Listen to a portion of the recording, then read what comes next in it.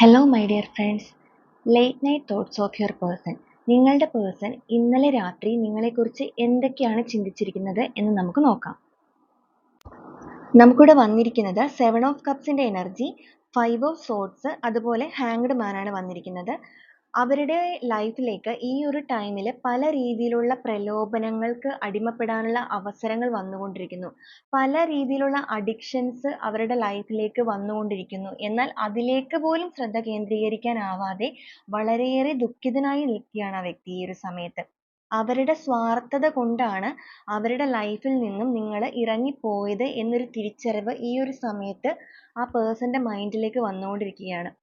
അവർക്ക് സന്തോഷത്തോടു കൂടി ഒന്നും ചെയ്യാൻ സാധിക്കുന്നില്ല. അവർ വളരെയധികം ദുഃഖിതനാണ്. താൻ കണ്ട ഒരു പോയിന്റിലൂടെ അല്ല ജീവിതത്തിനെ നോക്കി കാണേണ്ടത് എന്നൊരു തിരിച്ചറിവ് ഈ ഒരു സമയത്ത് ആ വ്യക്തിയിലേക്ക് വന്നിട്ടുണ്ട്. മറ്റൊരു വ്യൂവിലൂടെ ജീവിതത്തെ നോക്കി കാണണം എന്ന് ആ വ്യക്തി ഈ ഒരു സമയത്ത് വളരെയധികം ആഗ്രഹിക്കുന്നുണ്ട്. എങ്കിൽ മാത്രമേ ജീവിതത്തിൽ ആഗ്രഹിക്കുന്നത് പോലെയുള്ള സന്തോഷവും സമാധാനവും ഉണ്ടാകൂ എന്നൊരു തിരിച്ചറിവ് ആ വ്യക്തിയുടെ മനസ്സിലേക്ക് വന്നുകൊണ്ടിരിക്കുകയാണ്.